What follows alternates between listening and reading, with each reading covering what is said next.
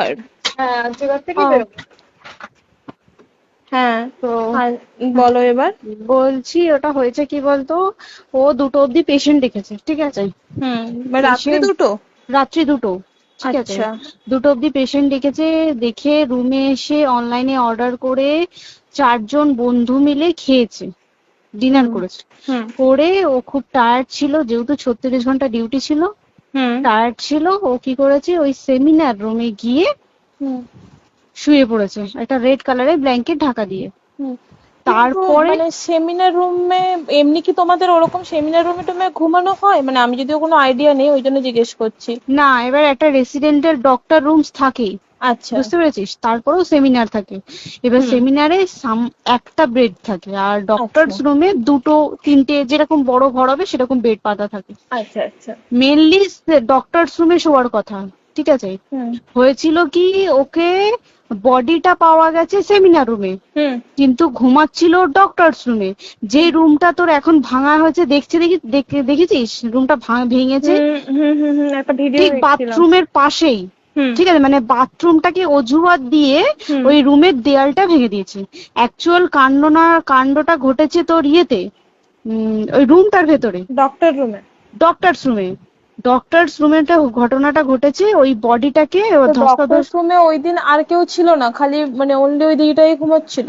হ্যাঁ, এবার তোকে আমি বলি, অন কলে নিশ্চয়ই একজন থাকবে না, না। ওরা জুনিয়র সিনিয়র মিলিয়ে থাকে। এমনকি থার্ড ইয়ার একজন থাকবে, সেকেন্ড ইয়ার একজন থাকবে, হুম প্লাস ফার্স্ট ইয়ারের ইন্টার্নশিপরা যারা থাকে তারা ইন্টার্নরা থাকে। হুম আর চেস্ট এমন একটা ওয়ার্ড হচ্ছে, কোভিড এর পর থেকে প্রায় হামেশাই সবার শ্বাসকষ্ট হচ্ছে, মানে আসছে মানে শ্বাসকষ্ট হচ্ছে। হুম আর চেস্ট ওয়ার্ড আর চেস্ট মেডিসিন দুটোই হুম পাশাপাশি ওয়ার্ড, হুম ঠিক আছে। হুম। তো কেউ কি শুনতে পায়নি? কেউ শুনতে পায়নি। ওটাই তো আমি ওই দিনকে ওটাই ভাবছিলাম এবার যে। দেখ, ধস্তাধস্তি করাতে একটা নিশ্চয়ই চিৎকার হয়, একটা ভাইলেন্ট হয়, হুম হুম বুঝতে পেরেছিস। হুম তারপরে আবার কি, যে 4জন ওর সাথে খেয়েছে তারা কোথায়, তারা কেন মিডিয়ার সামনে আসছে না? হুম। তাই ঠিকই তো, তো। তারা কেন আসছে না? তোমার ওই দিন ডিউটি ছিল না রাতে? ওই দিনকে আমি নাইটে ডিউটি করছিলাম, আচ্ছা। আমি নাইটে ডিউটি করে এসেছি, আমার লাস্ট নাইট ছিল। তো আমার হুম তো 3 দিন নাইট থাকে, তিন হুম দিন নাইট থাকার পর লাস্ট নাইট ছিল, লাস্ট নাইটের পর বুধবার আমার লাস্ট নাইট, বুধবার রাতে ঘটনাটা ঘটেছে। হুম আমি বাড়িতে এসেছি, রীতিমতো বাড়িতে এসে শুয়ে পড়েছি। 3টের সময় আমার কাছে ফোন এসছে যে সবাইকে ডেকে পাঠিয়েছে, ইমিডিয়েট আয়। হুম। তখন গিয়ে দেখি আরজিকরে এই অবস্থা, পুরো গোটা হাসপাতালকে ডেকে পাঠিয়েছিল। গিয়ে দেখি পুলিশ ছয়লা, মানে। আর ওকে যেভাবে, আমি তো বডিটা দেখেছি রে, মানে আমাদের এখনো পর্যন্ত চোখ থেকে নামছে না।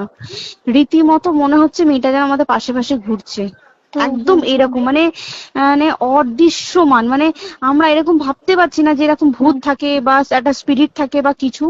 এখন আমরা বুঝতে পারছি না, ওর আত্মাটা এখনো ঘুরছে আমাদের আশেপাশে। দেখ, ও আমার তলাটায় না, কিন্তু ওর থেকে ও থাকে 4তলায়, 4তলায় ঘটনাটা ঘটেছে, ঠিক 2টো ফ্লোর নিচেই আমি থাকি, আমার আচ্ছা। রুমটা, ঠিক আছে। কিন্তু তাও আতঙ্কে আমরা মানে একদম স্তব্ধ হয়ে গেছে আরজিকরটা। কিন্তু ব্যাপারটা হচ্ছে, তাহলে ডক্টর রুম থেকে ওকে সেমিনার রুমে নিয়ে যাওয়া হয়েছে? হ্যাঁ, অবশ্যই নিয়ে যাওয়া হয়েছে। এবার দেখ, নিয়ে যাওয়া হয়েছে, ওকে যেভাবে মারা হয়েছে এটা একার পক্ষে সম্ভব অসম্ভব, না দিস একদম। Is a impossible. পুরোপুরি গ্যাং রেপ, গ্যাং রেপ ছাড়া কোনো কিছু নয়। আর শুধুমাত্র রেপ নয়, রেপ হলো, করলো, ছেড়ে দিল, ঠিক আছে, ওকে রীতিমতো মার্ডার করেছে। মানে মানে হিসেব মতো যা বুঝছি মানে তোমার কথাতে, হ্যাঁ, ওটা হচ্ছে ওর ওই বন্ধু বান্ধব মেবি ইয়েস, জড়িত। এক্স্যাক্টলি। হয় ওর বন্ধু বান্ধব কেউ, ঠিক আছে, মানে 4জনের মধ্যে কেউ, আইদার ওকে এমন কিছু করতে বলে। দেখ, বড় বড় কোম্পানিতেও তো এরকম হয়, মানে হুম হয় তুমি আমার সাথে কম্প্রোমাইজ হুম করো, নয় হুম তুমি হুম চাকরি হুম ছেড়ে চলে হুম যাও, হুম হুম হয় তো। হুম হুম এখানেও সেরকম কিছু একটা হয়েছে। যাকে আহ, যে ক্রাইম করেছে সেও কিন্তু নর্মাল ডক্টর নয়, কিন্তু সেও একটা ভালো পোস্টে র্যাঙ্ক করছে, বুঝতে পেরেছিস। তবেই কিন্তু পুরো ব্যাপারটাকে হসপিটাল চেপে যেতে চাইছে, পুরো ব্যাপারটাকে। তাহলে এই সিভিক যে, ও কোথা থেকে আসছে? এবার তোকে আমি বলি ওটা কোথা থেকে আসছে। আমাদের প্রিন্সিপাল চেঞ্জ হয়ে গেছে, ডেপুটি সুপার চেঞ্জ হুম হয়ে গেছে, তারপরে আমাদের ওই অ্যাসিস্ট্যান্ট সুপার চেঞ্জ, সব চেঞ্জ হয়ে গেছে। হুম তারপরে যে ওয়ার্ডের ডাক্তাররা ছিল, সিস্টাররা ছিল, ওয়ার্ড বয়রা ছিল, মাসিরা ছিল, সবাইকে ডেকে এখন হুম সাসপেন্ড করা হয়েছে। হুম তারা কোথাও যেতে পারবে না, রোজ গিয়ে কোর্টে গিয়ে দেখা করছে। আজকেও কোর্টে গেছিল সবাই। হুম তারপরে উম, তারপরে তোমার তোর এগুলো হলো, তারপরে তোর কি বলে, আরে বল না, ওই সিবিআই এটা হয়েছে কি, মানে ও সেই সঞ্জয় রায় যে ধরা পড়েছে, হুম অ্যাকচুয়াল কিন্তু ও নেই, হুম ঠিক আছে? ওর এতটা ক্ষমতাই হয় না। ও অত রাত্রে কি করতে যাবে? হুম ও অত রাত্রে ওখানে কি করতে যাবে? ও না পেশেন্ট, ও নাকি বলছে দালাল পেশেন্ট নিয়ে গেছে। তো পেশেন্ট নিয়ে যখন গেছে, দিদিটার রুমে যখন যাবে, নিশ্চয়ই দিদিটার রুমে কোনো কাগজপত্র দেখাতে যাবে। সেই অবস্থায় গিয়ে দেখে যে এরকম এরকম ঘটনা, তা ঝাঁপিয়ে পড়েছে ওর উপরে। হুম এরকম কিছু কি, তাও কিছু নয়, শুধু গেছে, দেখছে ড্রিঙ্ক অবস্থায়, ওকে ক্যামেরায় দেখা গেছে ড্রিঙ্ক অবস্থায় গেছে আর এসছে, এইটুকুই দেখা গেছে। তারপরে হচ্ছে কি, তোর অনেক রকম, এখানে অনেক রকম ব্যাপার আছে। যে দিনকে ঘটনাটা ঘটে তার ঠিক দুদিন পরে ওই সেমিনার বাথরুমের অজুহাত দিয়ে ডক্টর যে রুমের দেওয়ালটা আছে, ওই হুম দেওয়ালটা ভেঙে দিয়েছে। কেন? প্রথমে ওকে বললো সুসাইড করেছে, আমাদের যখন ফার্স্ট খবর আছে তখন সুসাইড করেছে। হুম তারপরে যখন হসপিটালে যাই তখন গিয়ে শুনছি নাকি না, সুসাইড করেনি, এটা রেপ করেছে, রেপ করে মার্ডার করা হয়েছে। হুম বুঝতে পারলি, এখানে বিশাল বড় একটা গেম চলছে। এবার আর যে ওর উপর কি রাগ ছিল মানে? হ্যাঁ হ্যাঁ হ্যাঁ হ্যাঁ হ্যাঁ হ্যাঁ, একদম আমি তোকে কি বললাম, শোন, তুই যদি কারোর সাথে কম্প্রোমাইজ করি তাহলে তোর পোস্ট হুম বাড়বে, হুম হুম তুই হুম কারোর সাথে কম্প্রোমাইজ করবি না, তোকে মার্ডার করে দেবে। মানে মানে ওরকম টাইপের কিছু বলছো তো? এরকমই টাইপের কিছু একটা ছিল। আইদার খুব রাফ, মানে খুব রাগ, খুব মানে খুব ওর উপরে খুব ফ্রাস্ট্রেশন ছিল, যারই ছিল খুব ফ্রাস্ট্রেশন ছিল। শুধু ওকে মারিনি রে, রীতিমতো মার্ডার করেছে। ওর যে ক্ল্যাচারটা ছিল, হুম ওর আমি ইউরিন, শুনেছি এটা। ওর ইউরিনের রাস্তায় ক্ল্যাচারটা ঢুকিয়ে দিয়েছে, তুই ইস, জানিস? মানে কি বলবো, মানে ওকে দেখা যাচ্ছে না, আমরা তো দেখেছি নিজের চোখে, ওকে দেখা যাচ্ছে না। মানে একটা ব্লিড, মৃত্যু কতটা, মানে এইটা মানে প্রচন্ড কষ্ট পেয়ে একটা মেয়ে মারা গেল না? আর ওর যে গলাটা চেপে ধরেছে, আহ ওর ওই চেপে ধরাতে মানে এতটাই জোরে চেপে ধরেছে যে ওর চোখ ফেটে রক্ত বেরিয়েছে। ছি, ছি, ছি। বুঝতে পেরেছিস? মানে মানে কি বলতো, যদি ধরা পড়ে না, উচিত মানে যারা এটার সঙ্গে দায়ী না আর এই ওদের। যে সিবিআইটা হয়েছে, সিবিআইটা একমাত্র আমাদের জোরেতেই সিবিআইটা এসছে। মানে হুম আমরা ওই সঞ্জয় রায় একার পক্ষে সম্ভব না এইসব। তারপরে পোস্টমর্টম রিপোর্টে তুই জানিস, ওই আমাদের ভাজাইনা থেকে 150 গ্রাম স্পাম বেরিয়েছে। ইস, পোস্টমর্টম রিপোর্ট 150 গ্রাম স্পাম, মানে বুঝতে পারছিস? হুম not a calculated, minimum minimum কম করে 6 থেকে 7 জন করেছে ওকে রেপ। ছি ছি ছি। ওই জন্যই তো আমরা এতটা বেশি ভাইলেন্ট হয়ে গেছি, বুঝতে পেরেছিস? আর তারপরে আমাদের দেখো, একটা মেয়ে তার কাজের জায়গাতেই ছিল, এমনটা নয় যে রাস্তাঘাটে কোনো বিপদ, তার কাজের জায়গাতেই আরে সেফ নয়। শোন, দেখ বড় বড় কোম্পানিতে কি হয়, রুমের ভেতরে এগুলো হয়, মানে ধর রুমের ভেতরে হলো, যেমন কল সেন্টারে হয়, নাইট শিফটে হয়, হুম। এইগুলো একসেপ্টেবল। বাট হসপিটাল হচ্ছে তো এমন একটা আরজি এরিয়া, করের মতো একটা, হ্যাঁ।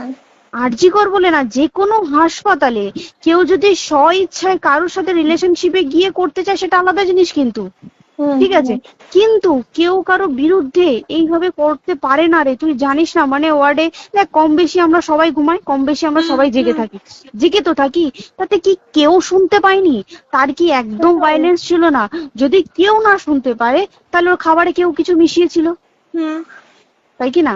হুম হুম সেটাও পোস্টমর্টম রিপোর্টে মানে লিক করছে না, যে কেন খাবার ও তো খাবারটা খেয়েছিল, সেটা তো নিশ্চয়ই পেটেই ছিল, পেট থেকে তো বমি করে বের করে দেন, সেটা তো ফরেনসিক রিপোর্টে কিছু বলবে। আর তুই জানিস না, দেনার দেন, মানে ধর পোস্টমর্টম রিপোর্ট আসতে 3 দিন সময় লাগে।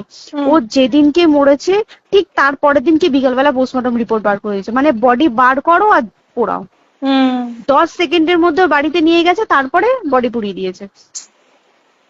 মানে কি বলবো, হসপিটাল, মমতা ব্যানার্জি, সবাই, মানে তৃণমূল প্রত্যেক সবাই এটাকে পুরোটাই, কেসটাকে চাপা দিতে চাইছে, পুরোটা। তবে তুই ভাব, যে মানুষটাকে এত ক্ষতবিক্ষত ভাবে মেরেছে, তাকে অভিষেক ব্যানার রেপ কি কলকাতায় প্রথম হলো? নয়, হুম বিভিন্ন জায়গায় বিভিন্ন ভাবে রেপ হয়েছে, হুম ধরা পড়েছে। ফাঁসি হ্যাঁ হয়েছে কি জেল হয়েছে। হুম অভিষেক বন্দ্যোপাধ্যায় কেন বললো জাস্ট ইট তোর কি বলে এনকাউন্টার করতে? মানে কি সঞ্জয়কে যদি এনকাউন্টার করে পুরো কেসটা চাপা পড়ে পুরো যাবে, কেসটা চাপা পড়ে যাবে একদম। স্টুডেন্টরা ঠান্ডা হয়ে যাবে, হুম। আর আমরা সেটা মানবো না, আমরা সেটা হতেই দেব না। তাতে যদি চাকরি মানে আরজিকরটাকে সিল করতে হয় তাতেও আমরা রাজি আছি, সিল করে দেওয়া হোক আরজিকর, সিল করে দেবে মনে হচ্ছে যদি ঠিকঠাক ভাবে। এবার ওই জন্য আমাদের দাবিতে সিবিআই এসছে। এবার তুই একটা কথা বল, যখন দেখতে পাচ্ছে মমতা ব্যানার্জি যে কলকাতা পুলিশ আমাদের জন্য কিছু করতে পারছে না, আমরা কিছু মানতে পারছি না, 7 দিন ধরে বার করতে পারছে না, হুম তাহলে সেটা 2-3 দিনের মধ্যে কেন হ্যান্ড ওভার করে দিল না? হুম তাই তো। তাই কি না? তারপরে দেখ পিডব্লিউডি ওটা লো পোস্টের মানুষ, মানে যারা ভাঙচুর করে, মানে সিমেন্টের যারা কাজ করে তাদেরকে হুম পিডব্লিউডি বলে। হুম এবার পিডব্লিউডির নিশ্চয়ই হায়ার অথরিটি থেকে অর্ডার এসছে তবেই ওরা গিয়ে ভেঙেছে। ওরা হুম নিশ্চয়ই পাগল নয় দুম করে গিয়ে কোনো গভর্নমেন্ট প্রপার্টি ভেঙে দেবে। হুম অর্ডারটা কে পাস করলো যে এখনই চেস্ট ওয়ার্ডটাকে ভাঙতে হলো? সিবিআই আসা পর্যন্ত অপেক্ষা করতে পারতো। কারণ আজকে অত বড় বিক্ষোভ হবার কারণ কি হচ্ছে? একটাই কারণ, যে মেয়েটি মারা গেছে ঠিক আছে, কিন্তু তাকে এত বেশি মলেস্ট করে, এত বেশি রেপ করে বা বেশি ওকে মেরেছে, তার কি কোনো প্রতিবাদ নেই? তুই কোথায় সেফ পাবি তুই আমাকে বল? তুই ধর চাকরি ছেড়ে আজকের সরকারি চাকরি ছেড়ে তুই প্রাইভেটে যাই, প্রাইভেটেও তো তাই একই কোথাও না, অবস্থা, একদম একদম। প্রাইভেটেও একই অবস্থা।